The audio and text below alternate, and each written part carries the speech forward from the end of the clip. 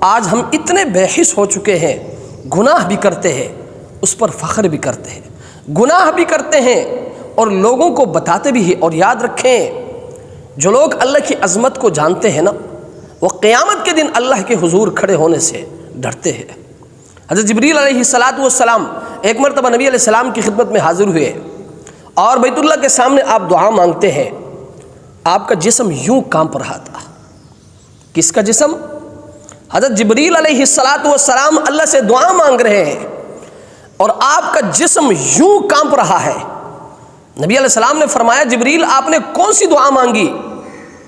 انہوں نے کہا، اللہ کے رسول میں نے یہ دعا مانگی ہے، الہی لا تغیر اسمی، یا اللہ میرے نام کو نہ بدل دینا، ولا تبدل جسمی، اور میری جسم کو عبادت گزاروں کی جماعت سے خارج نہ کر دینا۔ کیوں؟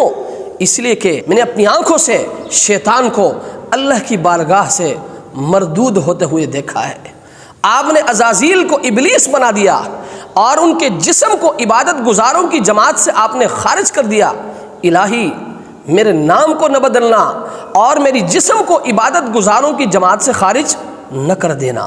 لہٰذا جن لوگوں کو اللہ کی عظمت کا پتہ ہوتا ہے نا، پھر وہ اللہ کے سامنے کھڑے ہونے سے ڈرتے ہیں۔ اس لیے میرے بھائیوں، میں آپ سے بھی گزارش کروں گا کہ قیامت کے دن اللہ کے سامنے کھڑے ہونے سے آپ نے ڈرنا ہے، اپنے اندر خشیت الہی آپ نے پیدا کرنی ہے۔ اور یاد رکھیں، اگر آپ کے اندر اللہ کا خوف ہے نا، آپ گناہ کی طرف نہیں جائیں گے۔